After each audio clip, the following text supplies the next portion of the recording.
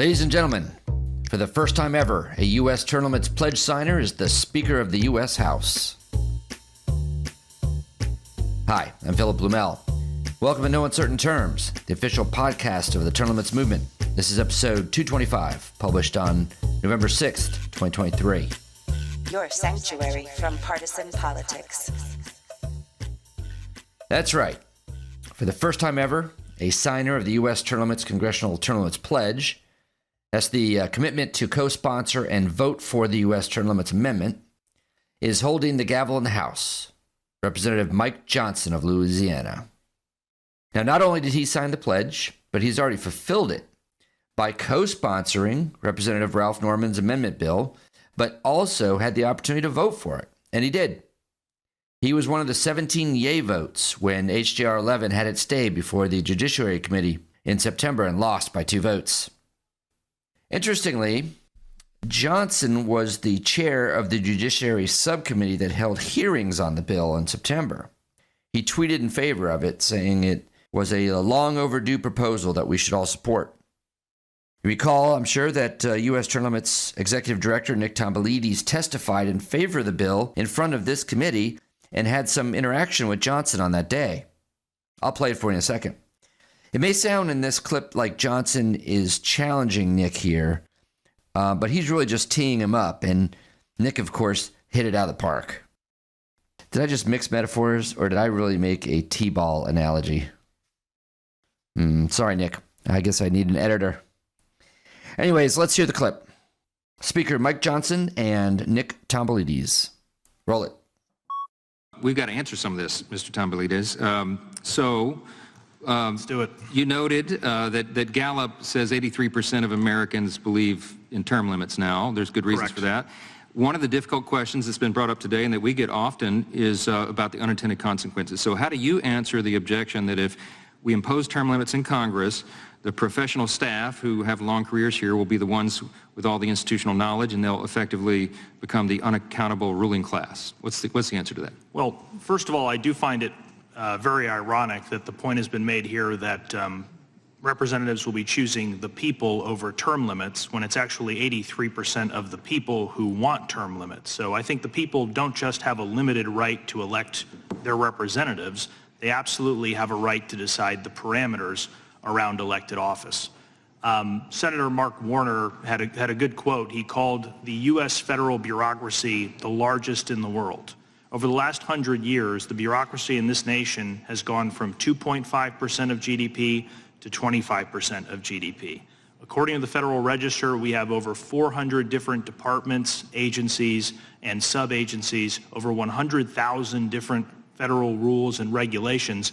This is the biggest bureaucracy, and yet, puzzlingly, Congress has never had term limits. So therefore, we are left to conclude that this entire bureaucracy that everyone has a problem with, that has become so unaccountable and undemocratic, that was created by career politicians. It wasn't created by term limits. Career politicians created the enabling laws. They sustained it. They perpetuated it, and they supplied it with a limitless stream of funding. So if the charge is creating bureaucracy, I must say we are putting the wrong defendant on trial. It is career politicians over and over again who blow up bureaucracy, not term limits. But I will tell you, Representative, there is a relationship between term limits and bureaucracy. Term limits reduce bureaucracy. We know this because it happens at the state level. There was a paper by Randy Holcomb, Florida State University professor. He found that states with term limits reduced the size of their bureaucracy. There was an analysis done by the National Taxpayers Union which found that the longest serving members of Congress vote to spend the most money on bureaucracy. And then there was another paper that just came out last year by an NYU professor, Mona Valakfathi, who found that in states with term limits, the legislators actually give bureaucrats a more confined mandate and less discretion with respect to what they can do. So the laws are written to bureaucrats, you must implement our law this way, other than you may implement our law this way. And that is a tremendous difference because it means that those legislators, those democratically elected legislators, will have their policy wishes carried out into the next generation, as opposed to letting unelected bureaucrats decide the rules of the game. So, we have a pledge signer at the top spot in the House. What's next? Well, I wish we had a House Speaker on our side during the judiciary vote on H.R. 11. If that were true, it's unlikely that 3 pledge signers would have decided they were too busy to attend the vote. But now, post-vote, I'm not quite sure yet what to do. We're working on it. Next, we have some fresh polling from Rhode Island that looks pretty much like any other poll on term limits we ever see.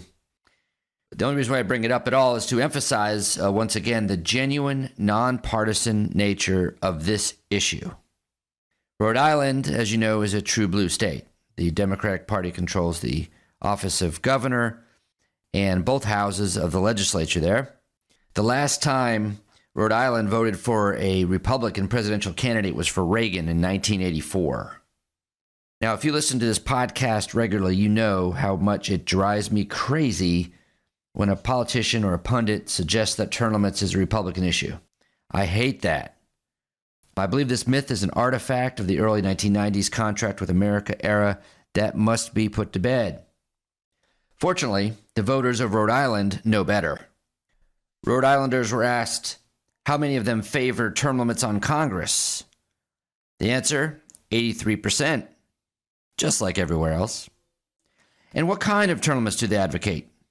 Pollsters let the respondents choose, and 64% chose 6 years or less. Now that's 3 terms, just like HJR 11 proposed.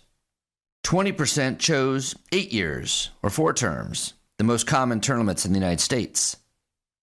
But guess how many answered 12 years or more? 6 terms or 12 years being the favorite term limit of politicians, of course, everywhere. Well, 6% chose 12 years or more. That's right, 6%. So when politicians try to use partisanship or an insistence on 12-year term limits as some kind of wedge to divide Americans on term limits, keep in mind the politicians are standing up for their own self-interest and not those of their constituents. This is a public service announcement.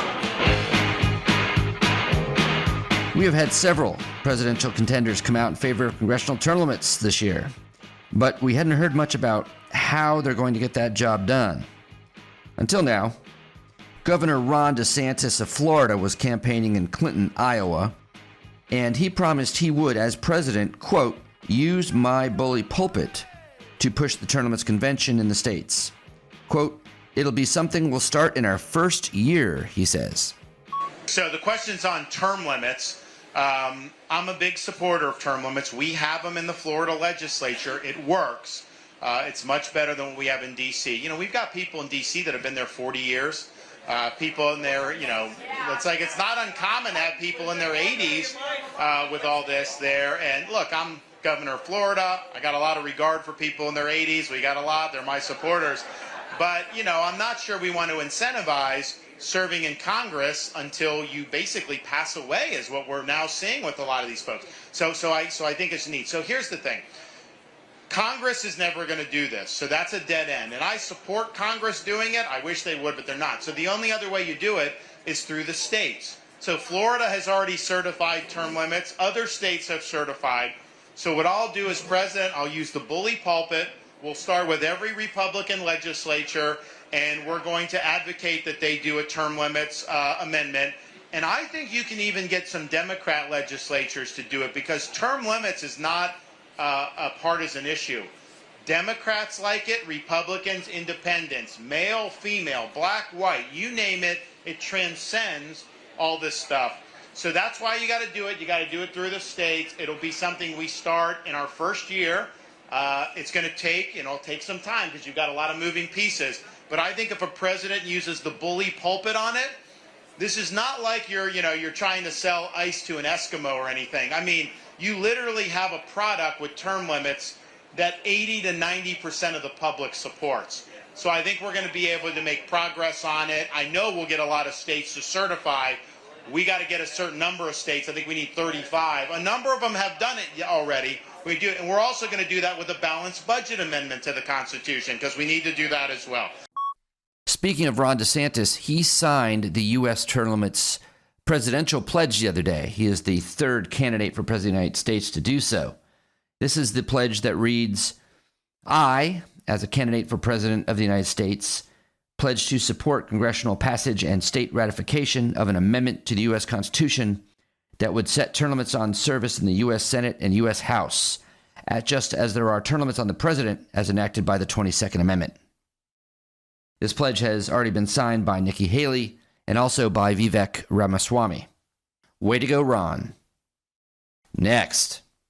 As I've said before, politics attracts all kinds, but the corrupt and the deviant are attracted to this industry like no other.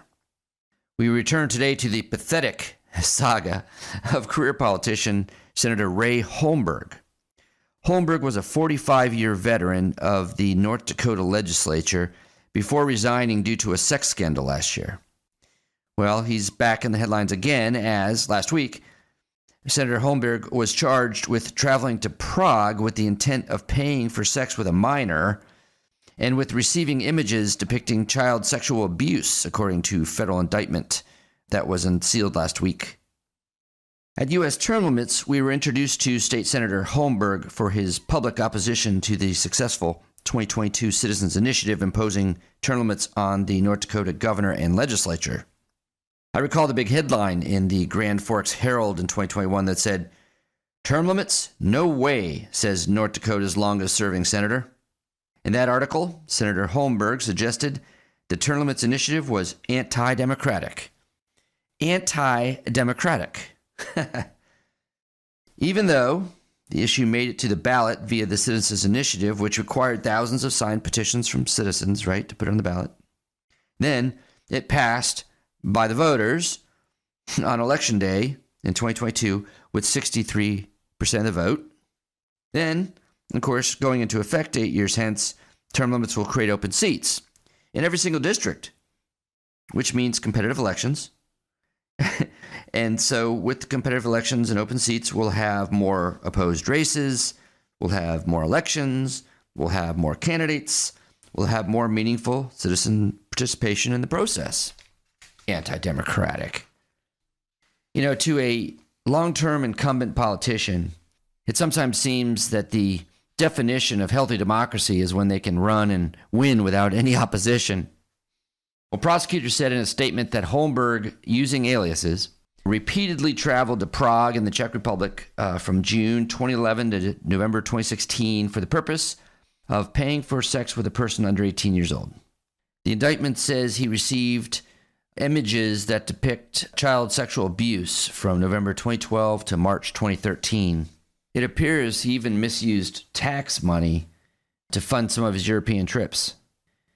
According to Associated Press, Holmberg was reimbursed roughly $126,000 for nearly 70 out-of-state trips from 2013 through mid-April 2022 to places that included 4 U.S. cities, Canada, Puerto Rico, and several European countries.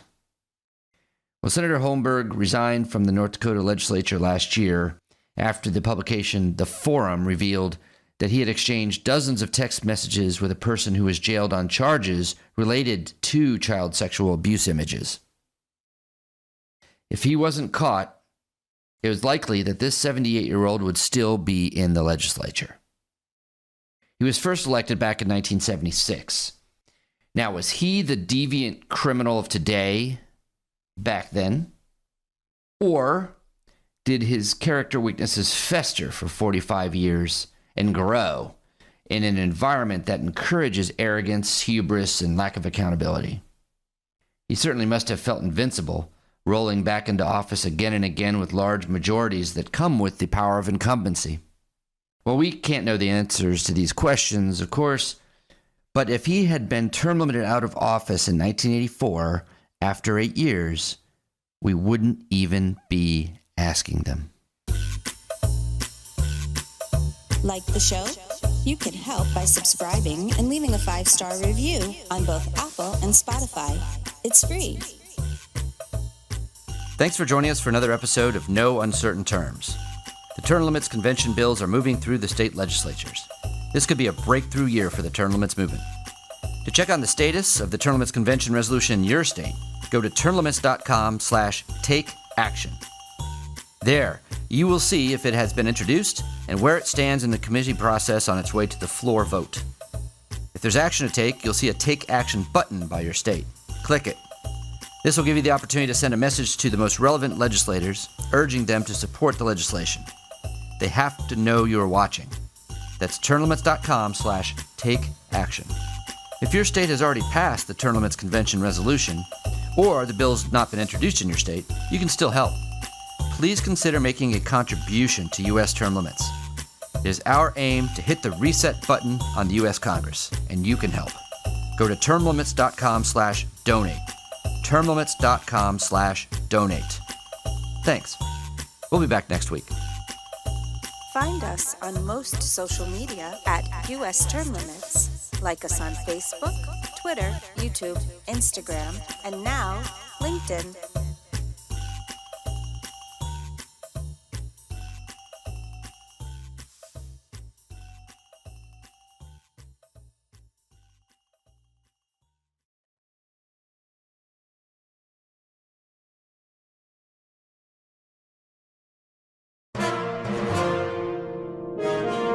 USTL.